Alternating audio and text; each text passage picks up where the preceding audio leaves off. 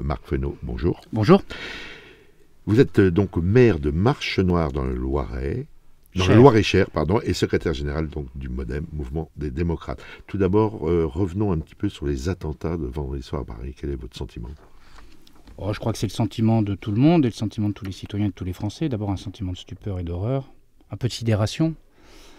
On savait qu'il y avait des menaces terroristes, mais on ne pensait pas et on n'avait pas pris la mesure de ce que pouvait être la nature des menaces, qui ont pris des formes nouvelles pour ce que nous connaissions dans le pays, avec des attaques kamikazes et avec la volonté de décimer le plus grand nombre possible de citoyens qui étaient installés pour les uns sur des terrasses et des autres au Bataclan à écouter un spectacle, écouter de la musique. Donc il y a quelque chose de la sidération, quelque chose aussi de l'ordre de la nécessité de répondre par la force à ces attentats terroristes. Je pense que le gouvernement a bien œuvré en ce domaine, qu'il a pris les mesures qui étaient adéquates et il a pris aussi en termes de parole.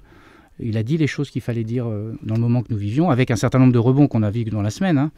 Mais l'enquête est en cours. On voit bien que petit à petit, on démantèle un réseau qui est beaucoup plus important encore qu'on avait pu imaginer. Ce n'est pas simplement 2 ou 3 personnes comme on connaissait parfois quand il y avait des attentats, mais tout un réseau de soutien. Et c'est tous ces réseaux-là qu'il va falloir démanteler en France. J'allais dire en Belgique, mais pas seulement en Belgique, parce qu'on sait qu'il y en a aussi dans d'autres territoires. Et c'est ça toute l'œuvre qu'on a à faire, avec la nécessité pour nous, responsables politiques, de mesurer les paroles. Et dans un moment comme celui-là, de respecter évidemment le deuil, mais aussi de respecter ce que doit être la parole publique, dans l'attention qu'on doit porter aux mots qu'on porte, et dans la nécessité, dans l'Union nationale, de porter un débat démocratique, mais quand même dans l'Union nationale et avec ça en tête. Christian Bidot. Marc Fesneau, bonjour. Bonjour. Pour raccrocher ce sujet du terrorisme qui occupe tous les esprits aux élections régionales, déjà une question, est-ce qu'il fallait tenir ces élections régionales ? Est-ce qu'il faut les faire ? Est-ce que ce n'est pas un sujet finalement qui échappe aux Français en ce moment ? Oui, c'est un sujet, on voit bien que dans la préoccupation des gens, c'est un sujet qui échappe. En même temps, je comprends légitimement que la question ait pu se poser, mais je comprends aussi que la réponse ait été donnée de maintenir ces élections régionales, parce que ne pas maintenir des élections, c'est-à-dire ne pas laisser faire le champ démocratique, c'est répondre par le terrorisme au recul de la démocratie. Et la démocratie, elle a besoin de s'exprimer, comme on l'a vu cette semaine, mais elle a besoin aussi de s'exprimer au travers des processus démocratiques. Évidemment, l'enjeu régional prend du recul par rapport aux enjeux nationaux qu'on a eus depuis une semaine, mais je pense que la démocratie, elle mérite de pouvoir s'exprimer, donc c'est normal qu'on puisse tenir ces élections, même si on doit faire les choses dans un contexte évidemment profondément différent. Alors toujours, s'agissant du terrorisme et de la sécurité, est-ce que le Conseil régional a un rôle à jouer, par exemple en contrôlant mieux les lycéens à l'entrée, dans les transports publics, comme c'est proposé par certains ? Quel est votre avis ? D'abord, il ne faut pas se précipiter sur l'événement pour apporter des réponses. En tout cas, ce n'est pas la façon dont on aborde les choses. On aura sans doute des demandes qui viendront de l'État, par exemple sur la sécurisation dans les gares. Or, on sait qu'une partie du transport, il incombe à la région et peut-être que là, il y aura des mesures à prendre. On avait en tête, nous, depuis le début, que les dispositifs de vidéosurveillance pouvaient être dispositifs intéressants dans les gares, par exemple, sans le généraliser partout. Mais il y a des lieux stratégiques qui peuvent être intéressants. On voit bien d'ailleurs qu'une partie du travail fait par la police a été liée aussi à la vidéosurveillance, qu'elle a permis de repérer des gens et des gens qui étaient dans un certain nombre de quartiers ou un certain nombre de transports en commun. On l'a encore entendu ce matin. Donc ça peut être des champs. Après, sur les lycées, il faudra regarder les modalités. Je pense que sur le fond, il y aura aussi un travail à faire de réappropriation d'un certain nombre de valeurs et de réappropriation d'un certain nombre de lieux. La région, elle n'est pas principale dans cette action-là, mais dans l'appel à la citoyenneté, dans un certain nombre de mesures qui permettent de garantir une meilleure sécurité, elle peut faire des choses, mais évidemment pas toute seule. L'essentiel des tâches incombe à l'État, me semble-t-il. Vous aviez envisagé une liste autonome. Pourquoi ce ralliement à la liste UDI, les Républicains ? On avait dit les choses très clairement dès le mois d'avril-mai. Il nous semblait que Philippe Vigier pouvait être un point de convergence utile et efficace entre les Républicains d'une part, l'UDI et le MoDem d'autre part. Donc on a fait ce qu'on avait dit.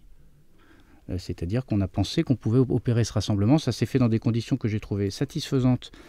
D'abord en termes de relations humaines, c'est-à-dire que ça ne s'est pas fait dans la conflictualité. D'ailleurs, vous n'en avez pas vu grand-chose de conflictualité par rapport à d'autres régions. Ça s'est fait dans le respect et l'écoute des uns et des autres. Et ça s'est fait aussi parce que nous partagions une même ambition pour la région. Donc ça s'est fait de façon assez naturelle et sans friction. J'avais un de vos collègues journalistes tout à l'heure au téléphone qui me disait quelles ont été les concessions. Je crois que personne n'a fait en tant que tel des concessions. Simplement, on a regardé ce qui nous rassemblait et ce qu'on avait envie de faire ensemble. Donc ça s'est fait dans de bonnes conditions. Et je salue à la fois Philippe Vigier et Guillaume Pelletier parce que je pense que le travail qu'on a fait est une œuvre utile. Et dans les moments qu'on vit, encore plus. Et je pense que nous ayons été en capacité de nous rassembler. Si nous étions aujourd'hui avec une liste ou avec des listes qui se divisaient, qui se séparaient, les gens ne comprendraient pas, encore moins. Continuons sur le sujet, si vous voulez bien, Marc Fesneau. Vous êtes quand même le bras droit de François Bayrou.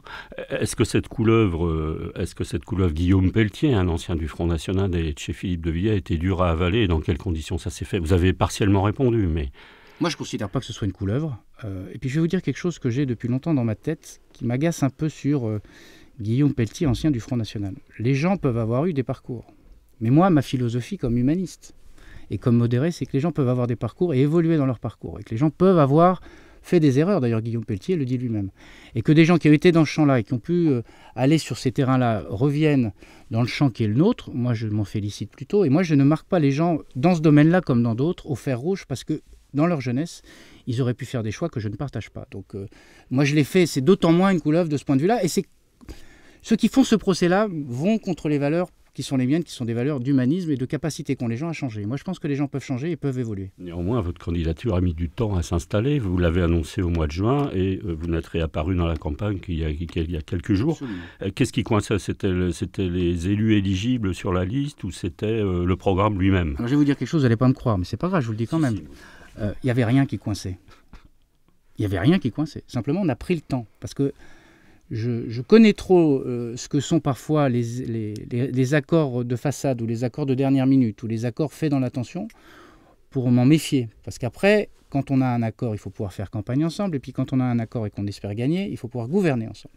Donc on a pris le temps. Et j'assume, et d'ailleurs Guillaume Pelletier l'assume aussi, j'assume qu'on ait pris le temps avec tous les trois pour se connaître, discuter, échanger, regarder les équilibres. Mais ça n'a pas été forcément le point le plus difficile, mais je n'ai pas senti de point difficile. On a pris le temps sciemment.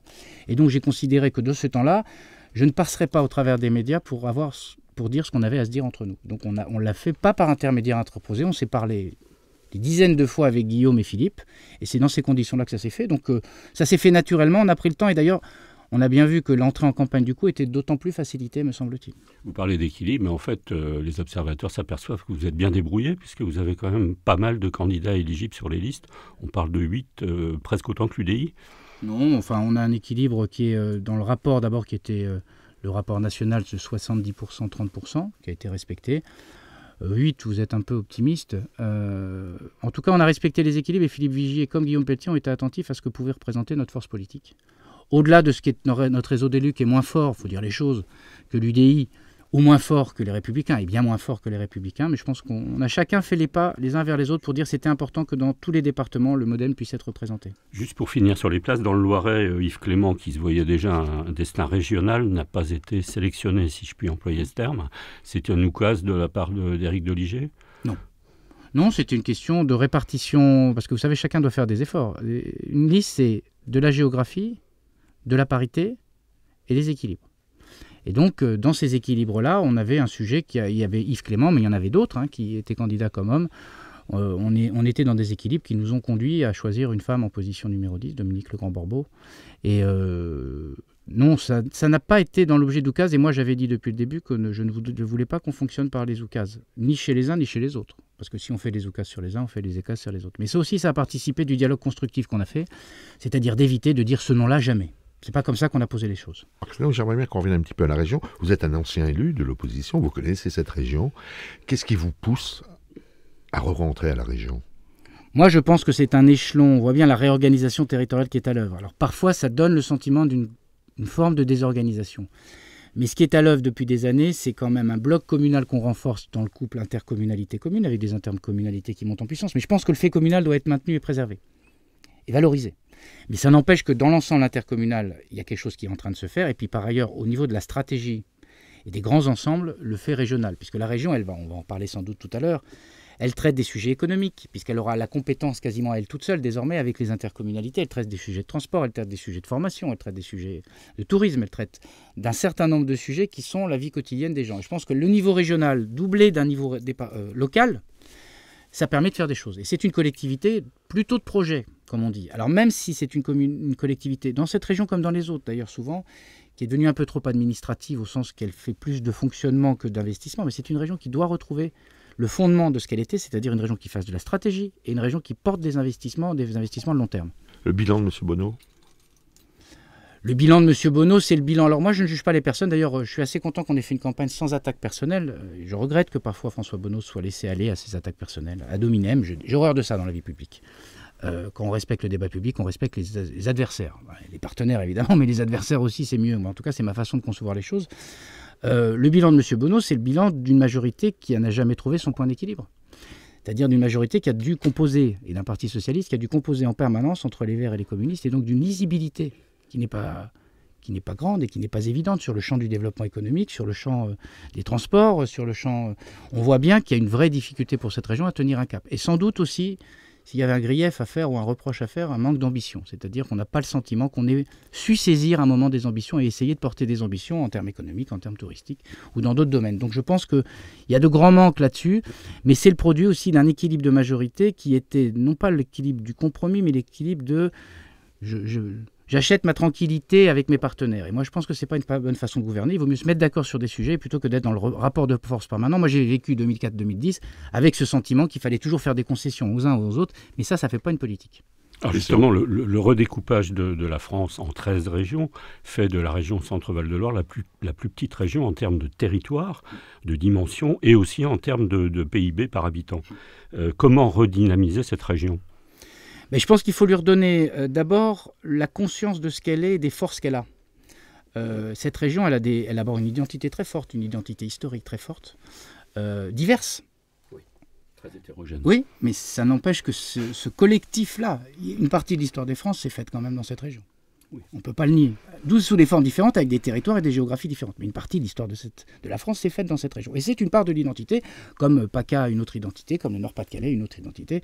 Et donc je pense qu'il faut qu'on prenne conscience de ça. Et puis il faut qu'on libère le plus possible les énergies, en particulier les énergies des acteurs économiques. C'est-à-dire qu'il faut qu'on simplifie les choses et qu'à chaque fois qu'ils peuvent avoir besoin d'un soutien, on ne soit pas dans un processus qui soit un processus permanent de contrôle a priori et de ralentissement des procédures, mais un processus de fluidification des procédures. Et puis troisième point, il faut qu'on renoue avec la notion de partenariat. Le partenariat, c'est le dialogue avec celui avec lequel on entend nouer un partenariat. Et pas simplement une région qui arrive en disant voilà mes prérogatives, voilà mes priorités, et c'est celle-ci qui s'applique et pas autre chose. On pourrait parler de la politique de pays, c'est beaucoup ce qu'on a vu. C'est-à-dire qu'on n'est plus dans un dialogue entre le territoire considéré et la région, mais dans une région qui dit voilà les règles, et c'est celles-ci qui doivent s'appliquer. Ça, c'est une vraie difficulté. Et ça vient d'en haut. Vous êtes un passionné de l'aménagement du territoire, oui. C'est votre, entre guillemets, fonds de commerce. Comment vous voyez... Dada plus que fonds de commerce. Plus que fonds de commerce. Comment vous voyez l'aménagement de notre région ?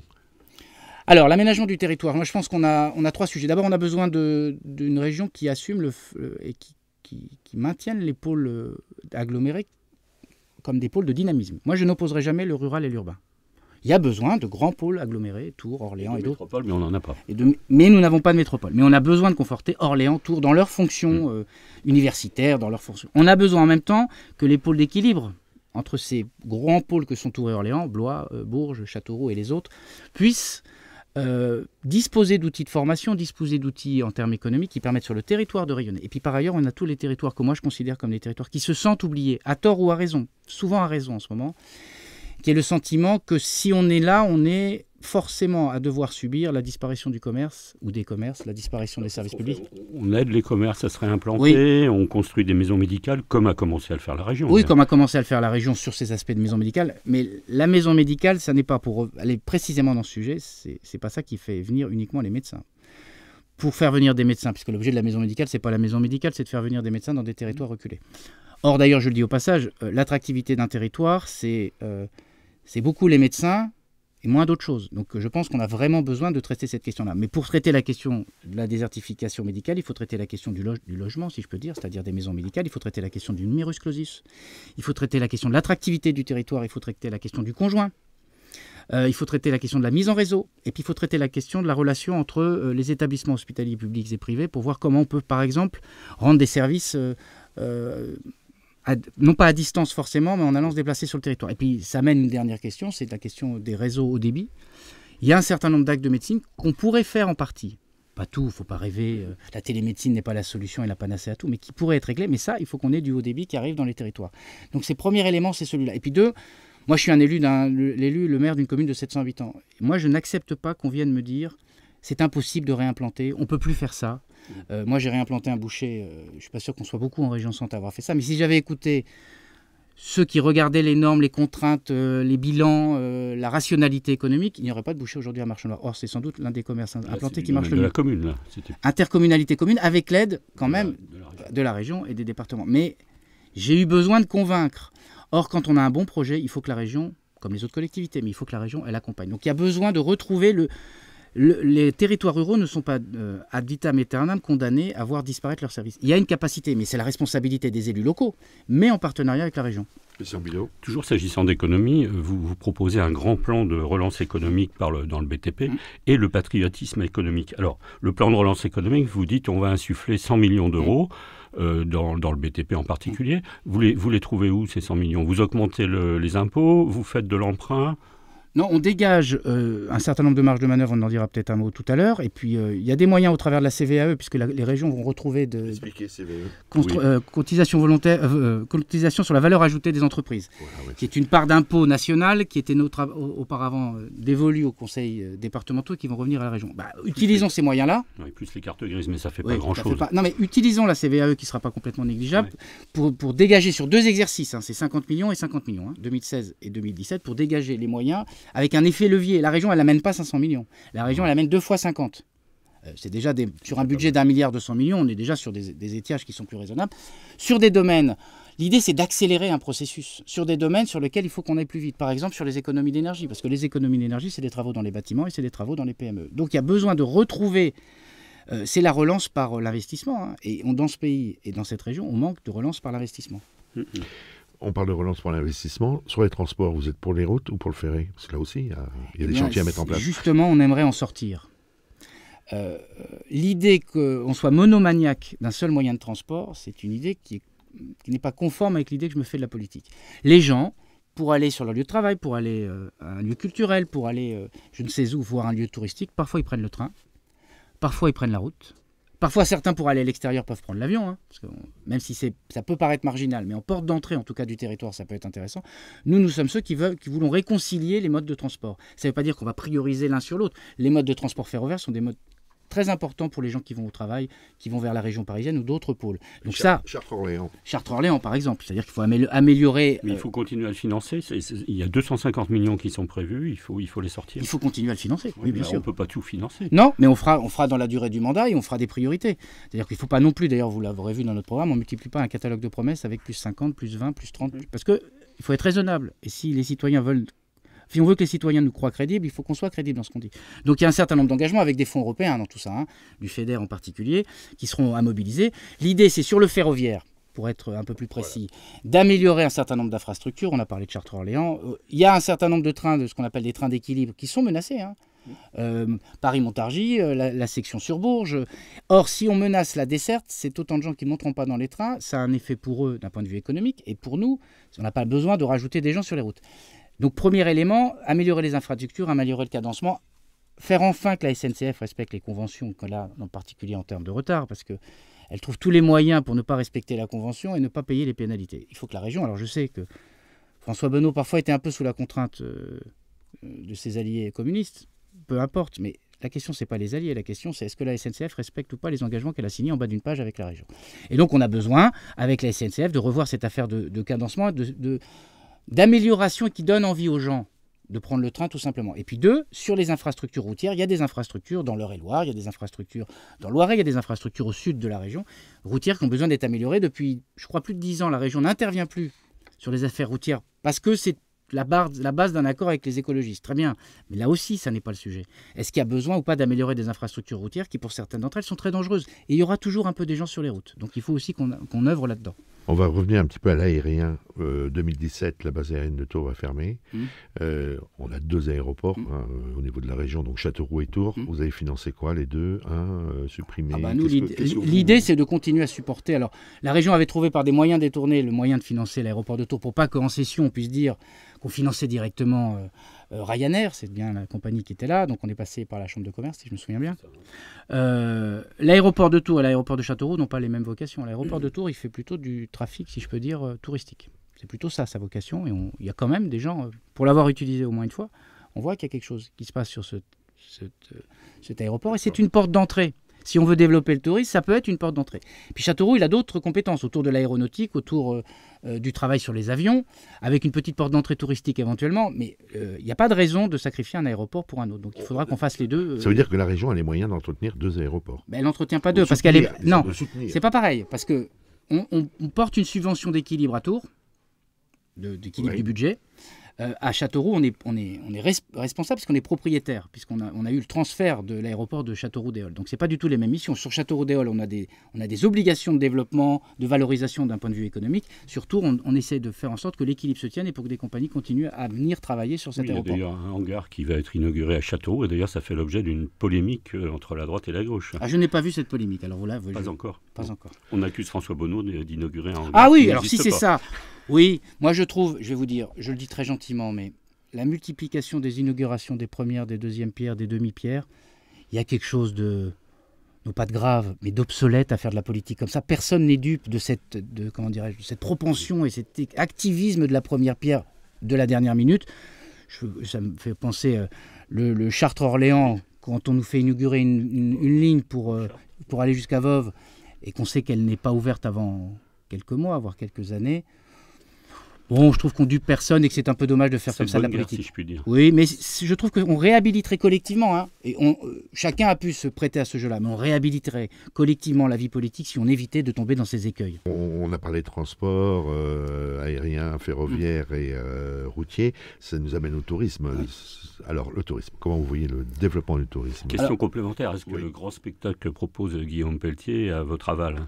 Oui, il a mon aval. Moi, j'en ai discuté beaucoup avec lui parce que j'avais besoin de voir ce qu'il avait en tête. L'idée qu'il a et que je partage totalement et qu'on partage avec Philippe Vigier, c'est on a quelques lieux d'attraction importants.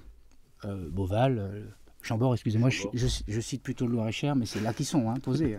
Cheverny. Voilà, on ne va pas tout citer tous les châteaux et les monuments et les lieux, parce que Beauval n'est pas en tant que tel un patrimoine historique. Donc on a des portes d'entrée. On a une vraie difficulté à avoir porté vers l'extérieur un spectacle qui soit quelque chose qui porte l'histoire de ce territoire. C'est ça l'idée. Et se dire, type Puy du Fou, type Futuroscope qui n'est pas sur l'histoire mais qui est sur autre chose, sur la modernité, sur l'avenir, sur la science, sur les sciences.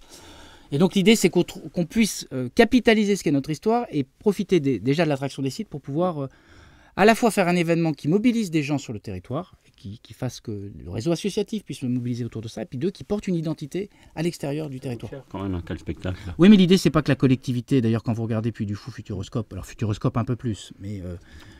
un peu plus pas mal même d'ailleurs. Je le vois dans votre œil, Christian Bidot. Mais l'idée, par exemple, le Puy du Fou, c'est une opération qui est totalement portée par des initiatives privées. Que la région, on n'est pas là pour... Moi, je ne suis pas un de ceux qui pensent que les collectivités font tout. Elles sont là pour accompagner, qu'elles initient, qu'elles mettent autour de la table, et c'est l'idée qu'a Guillaume Pelletier, qu'elles mettent autour de la table un certain nombre de gens, et qu'on fasse en sorte qu'émerge ce projet des opérateurs publics et privés. C'est ça la volonté qu'on a.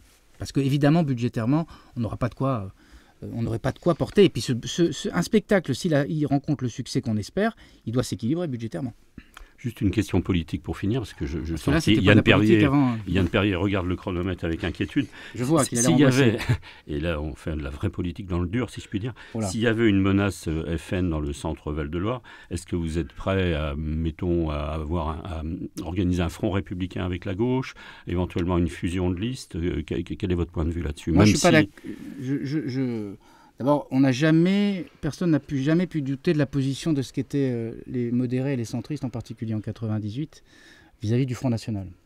Deux, je pense que la terminologie de Front républicain est quelque chose qui est un peu obsolète. D'ailleurs, tout le monde le dit à droite et à gauche, qu'il faut faire autrement. Moi, je pense que d'ailleurs, la meilleure façon de lutter contre la volonté, la colère et l'extrémisme qui peut s'exposer, parce que ça peut être deux choses, il faut que nous, on soit efficaces comme élus, c'est-à-dire qu'on réponde aux questions des gens, qu'on agisse autrement, qu'on se comporte autrement. Et parfois, il y a des attitudes, y compris à droite et à gauche, qui ont pu être néfastes et qui ont pu donner envie aux gens de voter vers les extrêmes. Donc la question n'est pas simplement de dire on n'est pas d'accord avec le Front National. Ce n'est pas une nouveauté que je vous dise qu'on n'est pas d'accord avec le Front National. Après, il ne faut pas que ce soit la confusion. On n'est pas d'accord sur le projet. On va au bout de votre question. On n'est pas d'accord sur le projet. Et puis le soir du premier tour, on se met d'accord sur un projet. Mais quel projet ? Là, c'est la confusion qui règne. Et donc, moi, je pense que c'est la question qui se posera au soir du premier tour, si cette question se posait, ça serait la question du désistement républicain, c'est-à-dire se dire, je passe mon tour. Mais je ne suis pas dans cette configuration-là. Moi, je pense qu'il faut qu'on exprime des choses, qu'on exprime des projets, qu'on fasse confiance et qu'on donne confiance aux électeurs pour que les gens puissent sortir de simplement je suis mécontent et je vais à l'extrême droite voter. C'est ça qui est important.